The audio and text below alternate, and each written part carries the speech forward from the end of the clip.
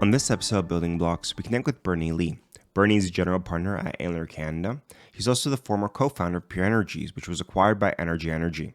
He is also the former advisor of Mars, and he comes from an investment background. We speak today about his experience not only being an investor, but also being a founder himself of growing a business and taking it to acquisition. We also speak about Antler. A few of my previous guests were a part of the Antler program, and Antler has helped over 600 startups go from zero to greatness. Hope you guys enjoy this episode, learn a bit more about Antler, Bernie, and how you too can take a business from ideation to acquisition. Hopefully you guys enjoy. Hey everyone, my name is Bernie Lee. By profession, I've actually had two main chapters in my career. Half of that was in the venture capital industry. So very early on, after graduating university and spending a quick amount of time in the private equity and management consulting industry, I got into venture. This is when I lived down in New York, was there into the industry in 2001. So kind of a different era. But through the 2000s, moved from New York to Montreal, where I had the opportunity to work with one of Canada's leading VC firms. That's kind of chapter one. Chapter two began when I just had this moment, this kind of like inner moment when I thought that I needed to go down the co-founder or founder experience myself. So returned to Toronto, co-founded a company called Pure Energies, and we were in the business of helping homeowners find great solar solutions for the rooftop. Built that to become the leading provider in the province of Ontario.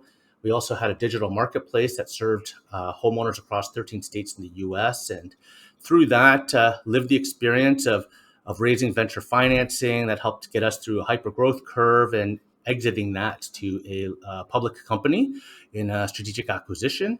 That was to a company called NRG. And so since then, had spent a lot of my time and fortunately was in the position where I could do a little bit of angel investment and be supportive of friends and entrepreneurs, and help out Canada's innovation ecosystem to the extent that I could. But through that, the one thing that I had observed during the course of my time being both on the venture and on the founder side was, back in the mid 2000s, venture and startup tech companies in Canada were in a very different place. And I would say that it was a little bit kind of provincial or even nationwide, was quite inwards focused. And that component didn't really, the Canada to US equation wasn't really solved well. And I think over that time, we've seen that happen. But it got me to think about like this world is a really big place. And the part that I get excited about is how does Canada now stand up to the rest of the world? How do we solve the Canada to rest of world equation? And so when I learned about Antler, that's where I got really excited. And so I'll shift over to that, kind of where I am currently now. So I'm a general partner with Antler Canada, and Antler has a mission to service exceptional people around the world that are looking to found the next generation of highly ambitious companies, VC scale companies. In some ways, the people that are really literally starting to build the future now. Um, and the way we do so is by providing support to these people in various facets, but literally helping bring many of these people that are doing it at the same time together, to run down a path, to meet co-founders, to get guidance, and to be plugged into a network of other people that are doing this all over the world. And that's what I get excited by. Ultimately, at the end of the day, we are venture investors, and so we have the ability and can write the first checks into the companies that are being created by these exceptional people. And one thing that always comes up is, as you said, spent some time in the States and, obviously coming from Canada as well, is that there was always that big divide of like you said, like America versus Canada, or kind of what's the difference. And obviously the landscape has shifted. But what do you think has been that big shift? Because from even when I worked with many ventures back in the early 2010s, it was you in Waterloo, the Silicon Valley of the North, they called it back Yeah. then. You'd fly to California to raise funding. You'd fly to California. But now I've seen a lot more Canada focus, kind of being, hey, we're raising Canada, growing our business in Canada, and not hopping on the plane right away. What do you think was that initial shift, or has caused that shift to be a little bit more not, I don't say Canada focused, but give you some scale in Canada? Well, maybe that wasn't there 10, 20 years ago. Yeah, I think it's a multifaceted Mhm. answer that I think that might answer or provide some drivers for some of that sort of stuff. So one of them is, I think it's the evolution of the Canadian innovation system in a couple of areas, both on the founders and founder success and strength of founders, number one, but also the professionalization and evolution of the fund managers, the people that provide the capital and support. And that has created an environment that I think is continued to be marching down the path of setting the conditions for success, and success in a big way, meaning much more meaningful companies. If we harken back to 20 some odd years ago, we had probably less than half a dozen major companies. Of course, BlackBerry and Nortel kind of come to mind off the top. And kind of fast forward now, in our last report, there's been over 20 unicorns or so that have been created in Canada, of which I believe like 15 or so have been under the last 5 years. There's a report that Antler had created on unicorns that have been developed in Canada. So anyone that's interested, you can go check that out. Mm-hmm. But so that's one thing. It's the evolution of the people of the entire ecosystem. And when I say by people, ultimately what we think is that there are participants, yes, the founders, but also the other people that were the VPs, the directors, the engineering managers that helped develop some of these fast growing companies that then spill out. But instead of saying, hey, I'm just going to go buy a cottage and go retire and live the good kind of northern life, they're coming back in and actually building a second or third company. And so I think there's a mindset change that's been happening, at least what I've been observing. That also includes more people that have gone down and spent time in the Bay Area, that have spent time down in New York, have seen and been part of hyper growth experiences down there, but then have returned back to Canada for various reasons. And so I think we're benefiting from that as well. Look, I think that, more kind of tangibly, we also have just tax rules and laws that have changed over the time, which has helped make it easier for U.S. investors to look at Canadian companies. And tax is one of these interesting things that can create so much different behavior. But that, I think, has been overall a net benefit to the Canadian early stage ecosystem, because as a founder, it just provides more opportunities for access to capital that are required for the right types of businesses that may need it. Yeah, and then it's interesting you touched on BlackBerry. I mean, that was always the go-to, especially when I went to Laurier. It was like BlackBerry was the example, but the spill out from it, you had all these highly paid, highly skilled technical engineers. BlackBerry shrinks a little bit. Now they say, hey, instead of joining another tech company, why don't I start my own company? And then, like you said, it takes a few years for the seeds to sow. So then you have those people found the business, have successful exits, then get that capital back into the market. So it's like you said, it's not an overnight thing. There's many little factors that have to, develop the soil, kind of sow the seeds to grow a successful ecosystem. I think now we're kind of seeing that, like you said, now that there's been more effort put into it, we're seeing some of those results now with more and more organizations growing and becoming the unicorns in Canada. And you've kind of seen both sides. You've been on the a little more the VC and the investing side, and also on creating your own business side of things. Was there anything, because obviously you started more on the investment side first, was there anything that was surprised you when you went to create your own organization that you maybe thought was easier than you thought? You'd ask ventures, hey, well, I want to see X, Y, and Z numbers, and now you're doing it yourself. You're like, oh, it's a little bit more challenging. Was there any shocks? I mean, there's always a few, but was there something that really stood out where you're like, oh goodness, this is way different than I expected, kind of from the outside looking in? Oh, it's totally was way different. Yeah, I mean, as mentioned, I was in venture for what 9 years before becoming a co-founder, and having spent and literally your day in and day out job is meeting with founders and talking to them about their ideas, their strategies. So I developed this kind of like this thought, this notion that okay, well, I think I have a sense of what I'm getting into. I think I've heard enough stories and that sort of thing. Yeah, that kind of went away after about day three. I think that the benefit that provides coming from that particular lens is one does kind of zooms out and does take a more top down perspective on, hey, how are we fitting in the entire space? What are the major trends that are impacting our industries? So it helps with creation of the narrative. It helps in thinking about different business models that might be applied, and to kind of look maybe broadly about where we may be fitting within the evolution of an industry. So from those facets, it was helpful.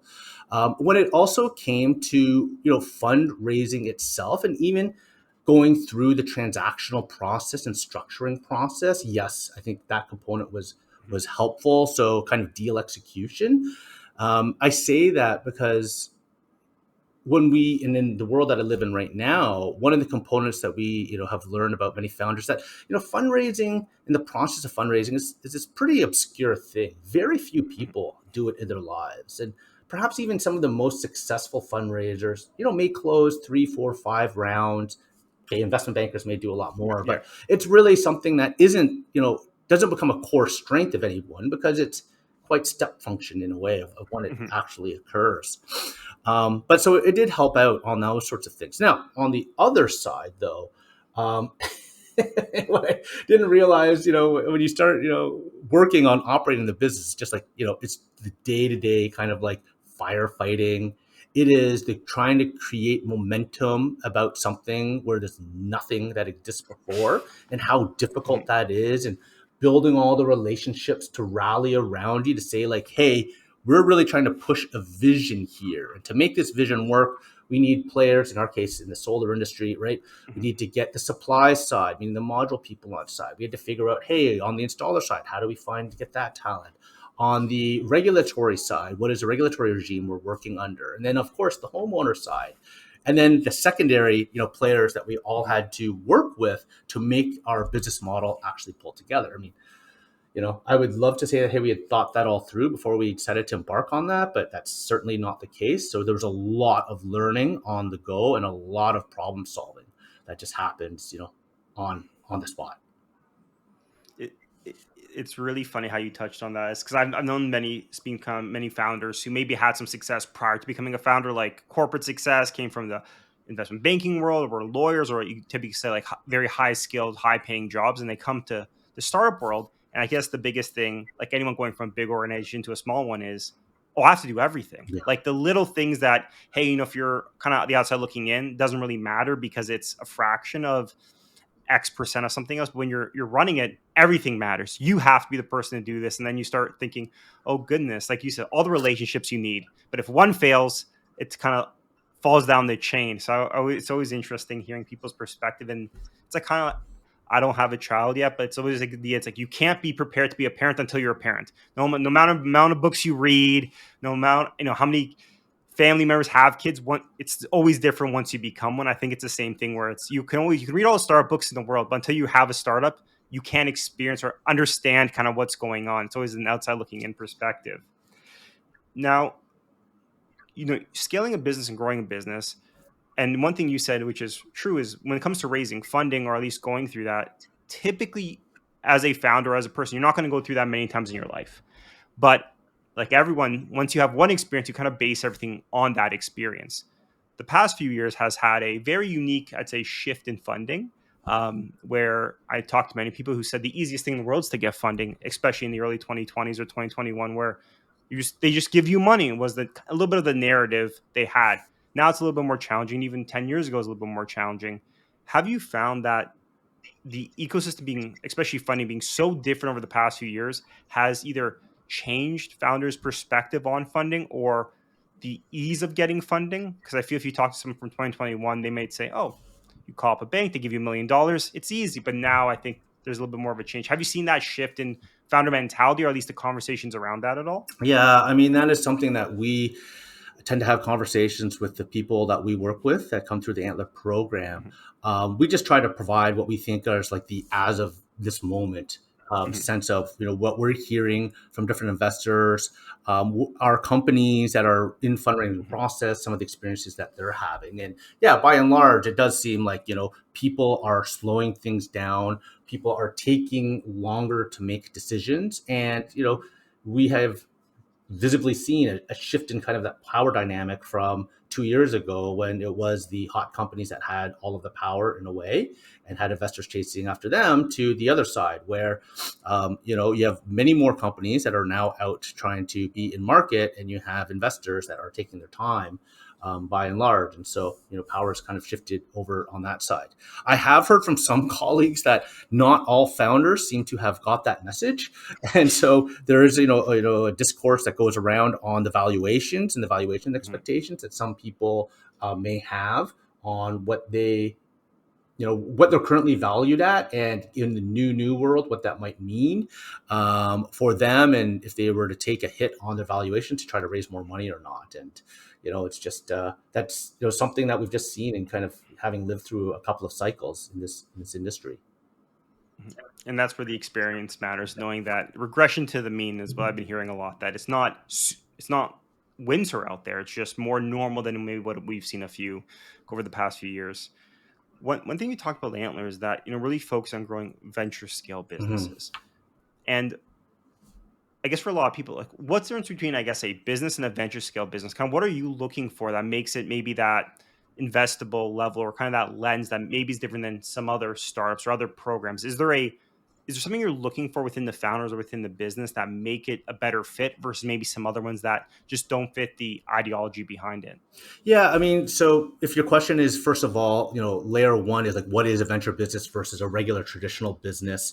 By and large, I think it's important for people to understand like what venture actually means and how it works and Mhm. what the strategy is, and what the returns expectations are. So, in short, you've probably heard it a million times, but particularly um, within our investment strategy, which is much more akin to an angel investment strategy, it is many, many, many small placements, but playing with what's called the power law. So a small number of those companies will drive a disproportionate amount of the outcome potential that will pay off for the others that are trying to build, of which many of them, frankly, will likely go to a zero or kind of like flatline type of Mhm. outcome.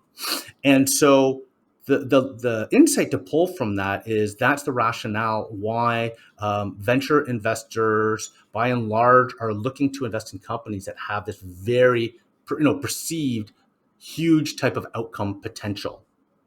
So that's kind of like the core. So how does one, what does that actually mean? I think for us, it then comes down to at the core, the business model or the technology that's being implemented or being invented. Is what is it from a scale perspective, and or are you creating something that is like kind of a strategic asset?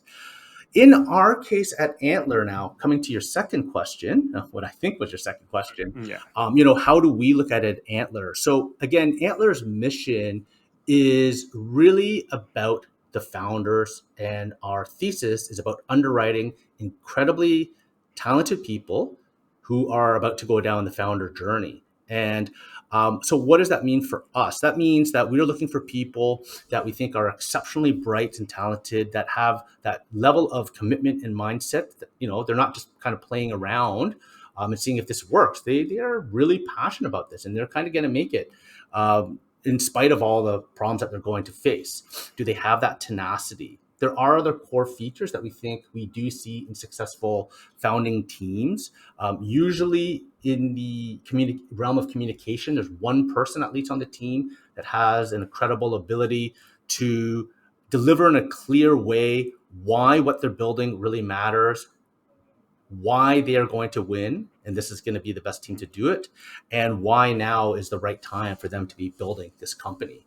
They're not ahead of the curve, they're not behind the curve, they're really starting to meet that in a way, which is not an easy feat to do. Yeah. So, yeah, from our perspective, and our program that we design is really about trying to go out and identify, these people that have it in their head that say, "Hey, look, the next thing in life, what I want to do is to found a company." You can be in your early 20s, you could be in your late 40s. That, and I'm giving you real time kind of age Mhm. bounds of people that have come in and worked in our cohorts. Um, but it's that mindset of saying like, this is what I want to do. I want to found a company. And the added value for what we do and the approach that we take is that we know that not all people have a co-founder already, and finding that right person who has great talents, but also is at that right stage of life, that part's so hard to solve for. We then bring them all together into an environment.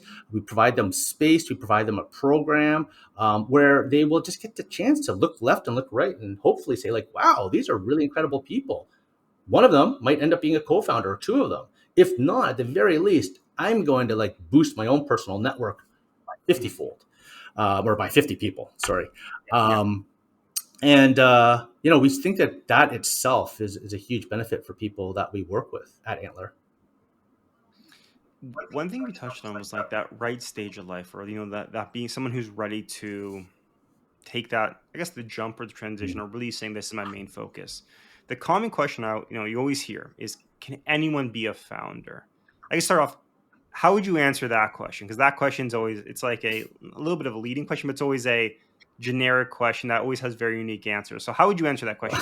Can anyone be a founder I think or an entrepreneur? I guess is the the word. flippant answer is that of course anyone could be a founder. I would turn it around to say like, okay, to be in quotes a successful founder, of which if success is determined and measured by, hey, you Mhm. delivered a 10x, 100x, or something like that, Yeah. and so um, being a bit cheeky, but I think that that's kind of the way you're looking at it. Um, Mhm. I think that at the end of the day, it is a really hard journey to go through. And I think that if you go and speak to people that have gone on and done it, you're going to hear some tremendous, war stories. Everyone's going to have their own set of Mhm. scars of things that they lived through to actually have the potential outcome that they had. And that's what makes this kind of like so great. And I think why there's Yeah. kind of a fascination towards people that have, taken the leap of faith to do this, because I think I'm guessing if you looked at it mathematically, you would say like, it doesn't make rational sense to take a strong Mhm. level, if you happen to have a life where you have a level of security or whatnot, and to kind of like abandon all that to jump into Mhm. something where there's like no very little certainty. And what you're trying to do is create certainty along the way, as you move further and further along your founder journey. So, the quick answer is, can anyone do it? I'm not sure if all people are well suited for it. I think that there are certain patterns that we've seen in people that make them a little bit more certain of it, or more fitting, towards perhaps Mhm. becoming a founder. That being said, at Antler, we do try to take away our bias towards what we think a successful founder may look like, may sound like, Mhm. and to give more people a chance at that. So what we look for, a couple of things that we look for, not exhaustive though, are traits that we may see in people, such as have they demonstrated a level of excellence in one area or another, Mhm. right? You don't have to look a certain way to be able to do that.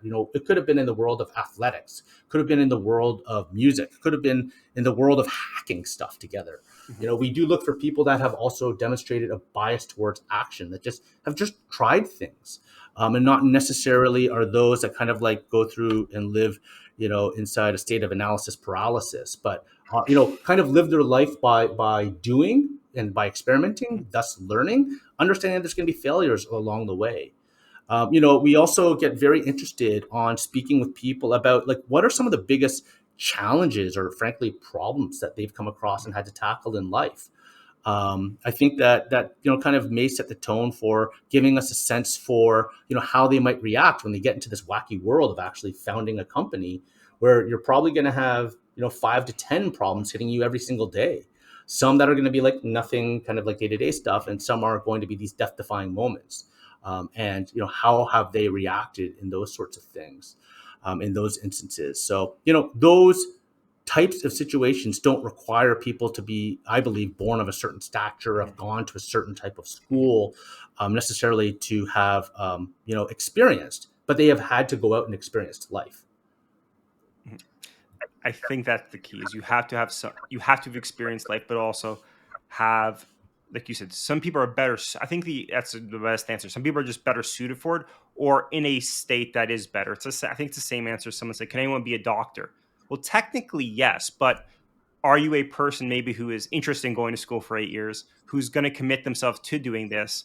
The answer is there's probably other things you might be better at or more suited for. It doesn't mean you can't do it. It just might be more of an uphill battle for certain people, or just you say like those class, you want entrepreneur, like do you actually want that lifestyle? Right. And I think with TV, it's being a founder is very glorified because you only ever hear really about the successful people. And typically, and you've probably seen this as well, most of the founders you hear about are in their 20s. You don't hear about the person who spent 20 years to build $1 billion company because they're in their 40s and 50s now. Yet most people I've spoken to who are extremely successful, it takes 20 plus years. It's lifetime of knowledge and skill and growth typically to get to that, that nine-figure bit, that $1 billion size, just because it takes time. You have to know something Yeah. to grow something. Yeah, I do think, on that, one of the people that we probably don't shine a spotlight on are the people that are also the teammates that help build those companies Hmm. themselves. In some cases, they're the ones that are really kind of making sure that things are moving ahead and swimmingly and solving all the problems that sometimes founders go forward and kind of, in some ways, drive things forward, but create a mess sometimes. Yeah. And those are the unspoken heroes. That's another thing to perhaps think about in your later episodes in the future.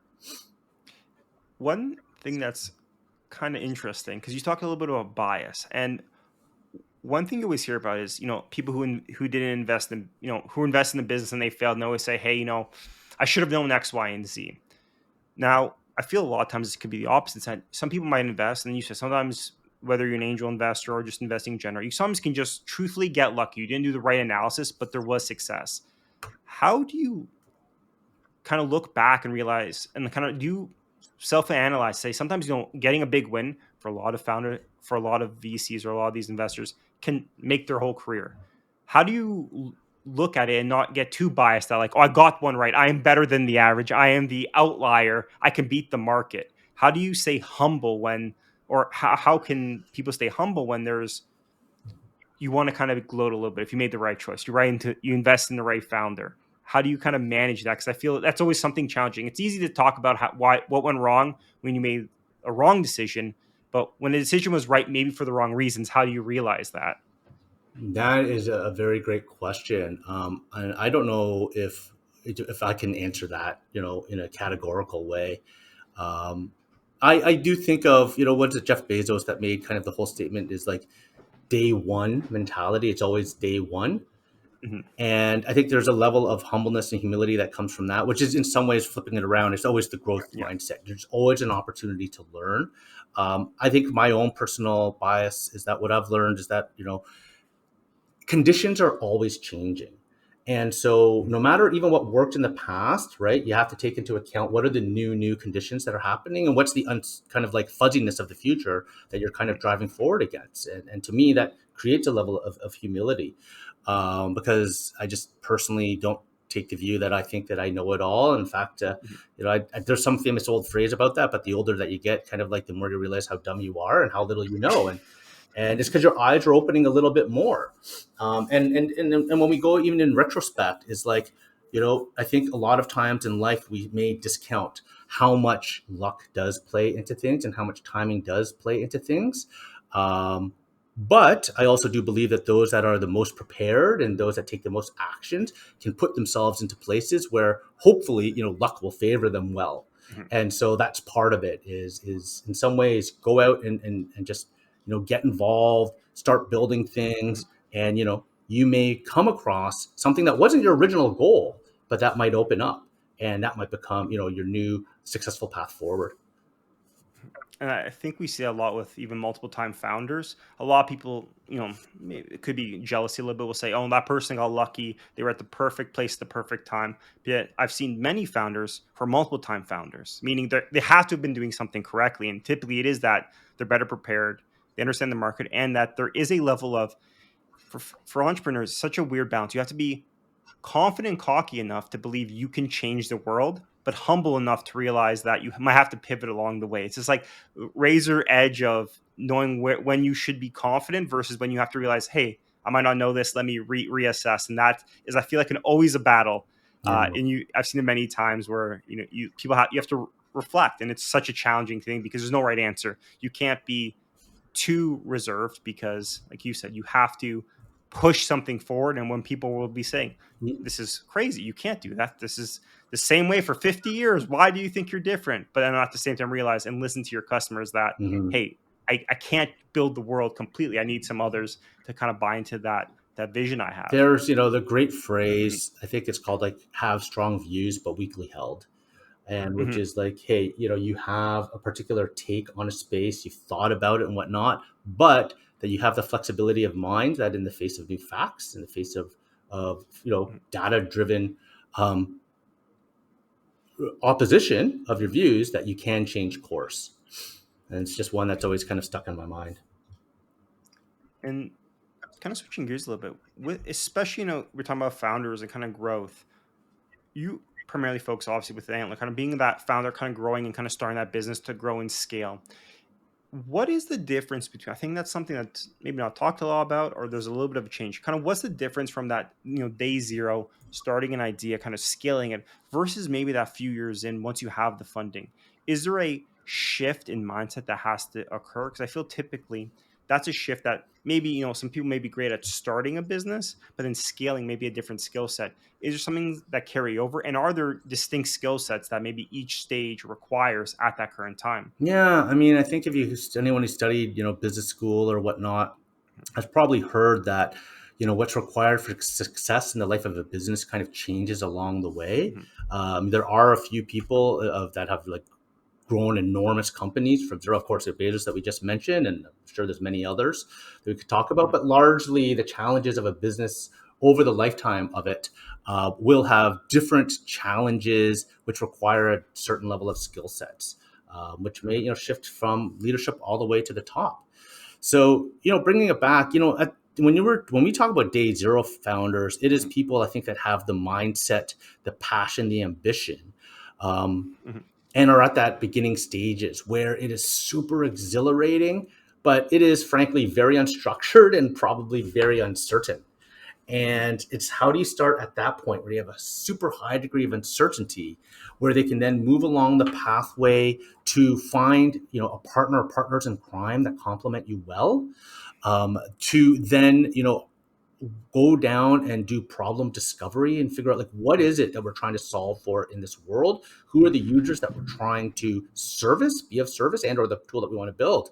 That kind of leads into the ideation. mhm, And then when you start to have created this, okay, now it's good, you have this hypothesis that's in your mind. Like, now how do you go out and actually validate some of these things that you're think are you hold true? mhm, And that's then driving them towards kind of the validation side of things, and going out and actually speaking to users and testing with them to get real response. I think that that's where a lot of enlightenment comes out and really moves people from this kind of like, hey, doing and playing all these mental games inside your head, to actually getting out into the real world and really getting perspective on how other people really hear your idea and or feel about it, and or frankly, do they care or not. Like, they might say it's nice, but the thing you haven't heard is that, you're number 15 on really the priorities that they mhm. have. So you're probably not going to get much mental mind share, from them in their lives. And so I think that's a lot, that goes on in the early stages. That's so funny you touch on the fact that a lot, especially when you have an idea, and I've been through it as well. When you ask people, they're like, "Yeah, it sounds like a great idea, sounds nice," but you always don't ask the question, but you always should. Would you pay for this? Right. Or it sounds great. Can I have a pre-order? And then the conversation changes all of a sudden. I think it's one of those things, and I think from what I've seen with a lot of the maybe more successful founders, it's the idea of not just trying to get the yes, but trying to actually get an question answer to the question you have. I think that's always challenging. Is to you, it's always exciting. It's always the best idea ever. To someone else, maybe a great idea, but a lot of times, good enough is good enough for a lot of people. If I have to change the way I do something to save 5% of it, why do I care? And I think Right. that's always challenging when, especially having a new business, is that you see the problem, you see how much time you can save as an aggregate, but sometimes you may forget that the day-to-day lives of someone, they have so many other things to focus on. You know, optimizing their calendar on as an individual, you know, doesn't matter that much. I think that's always a challenge you have to realize, and kind of all founders run into once you try to really figure out it's a big problem, but is someone willing to pay for this problem, or how are you going to monetize? It's always the classic roadblock once you get past that honeymoon phase a little bit more. Yeah, I mean, we do see that sometimes we'll have people, and we call it confirmation bias, right? Where they kind of like Mhm. have a thought of like, okay, here's what I'm trying to find out. I just want to hear that yes, like that confirm, Yeah. or I'm just going to research and find the facts that just confirm what I really Mhm. think, versus these, that are have that intellectual honesty about themselves to kind of like zoom out and be like, okay, what's actually happening in the big picture? And yes, you might have a certain percentage that will confirm what you're thinking about, but don't discount the Yeah. people in that large portion of the equation that are not, because there's probably real insight that can be gleaned from that. And the classic is the free beer question. Every time a founder says, "Hey, I asked," everyone says they're interested in making more money or getting a better job. This is the best product market fit. And it's because the question you're asking is, "Hey, sir, would you be interested in making more money in your career?" You never want to someone says, "You know what, I actually want to make less." So it's the Right. same thing when it's the questions you're asking play such a big role. And I found even when I'm mentoring other founders or startups, it's that same question of like, what the question you're asking, can there even be a no sometimes, or what is the real purpose you're asking for? And that free beer question can hide its face, hide itself in many different ways when you're trying to get, like you said, confirmation bias. It's great to hear the yeses. You get so excited, but sometimes you just have to step back and realize, what am I actually trying to solve here? I know people want to save money or make money or become more efficient, but what is that problem we're trying to really get to the root cause here? One interesting also we kind of touched on a little bit is that co-founders, trying to meet a co-founder, kind of grow that co-found, finding a co-founder is always an interesting challenge. Or I mean, you've probably seen many teams that maybe have had some success and had the breakups. I've funny enough, I was on a call with a founder where we had to, like therapy session, kind of walk him through breaking up with his co-founder because it was a toxic relationship. They weren't pulling their weight. They were traveling. It reminded me a lot of telling a friend that that person is not good for you and having to like make them realize it. And it's very much like a relationship. What do you feel, maybe, and this is maybe more of an opinion, but when trying to find a co-founder, is there things you typically want to see or that makes a great fit versus maybe a great friend? A lot of people want to co-found a business with their friend, but a lot of times that may not be the best case as a business partner. Are there things you tend to see that make it more successful, maybe, or other on the other side of things? Are there some red flags that cause some uncertainty in the relationship? Yeah, sure. I mean, one of the things that we often see with people, um, when they're thinking about co-founders is, hey, kind of this nice mapping of skills. Hey, I'm the technical person, you're the business person, therefore we're going to make a good co-founding team. Because we complement your skills, right? And we kind of like have seen and observed over literally the thousands of people that have come through Antler programs around the world, where we think that at the beginning it's more about a conversation on some of the more intangibles, coming down to values. And so can you get honest with each other? First of all, do you understand yourself? So we actually like people to go through that time to actually reflect on who they are, why are they embarking on this journey, what is their motivation, and what are their potential outcomes for this sort of thing.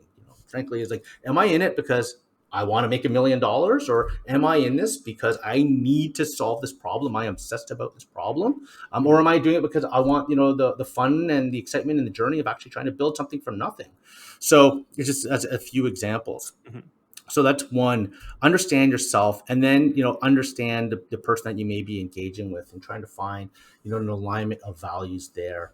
I think that there's an importance there, because even if it's not evident at the beginning, if you haven't had that conversation and gotten to know one another at that level, then at some point, 1 year, 2 years down the road, 3 years, you may have that real, again, existential moment where you kind of are gobsmacked by how the other person's responding to it, because you just didn't know. yeah.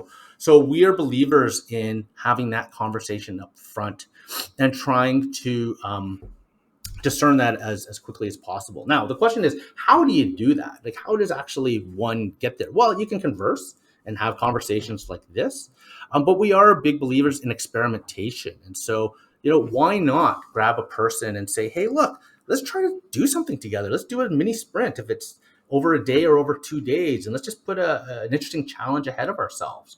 And we will see along the way, like, do we like the way that we think, or are we generative in our conversations, or is it just like a toxic battle? I think that you'll learn certainly about yourself, and you'll also learn about the dynamic with the other person or persons, Mhm, ultimately. And then for what we look for on the other side as Antler, it is magical when founders have hit that level of chemistry where you can tell that 1+1 actually equals 3 in the case of this. mhm. or 1 plus 1 equals 5 or 6, whatever the case may Yep. be. That is, it's really incredible when you kind of see that. And then the second is an alignment on vision, is that you have a few people that see the future in a very similar way and think that this is the way the world is going. This is the product that needs to be serviced. This is how the users are going to be acting in the future. And we've kind of painted that picture. And now our job is to go out and prove that out. Um, those are really exciting times when we see that happen. Y- I think the classic, like you said, the idea of, hey, I'm the business person, you're a technical person, you do technical, I do business, always sounds great on paper because it is, like you said, the skills.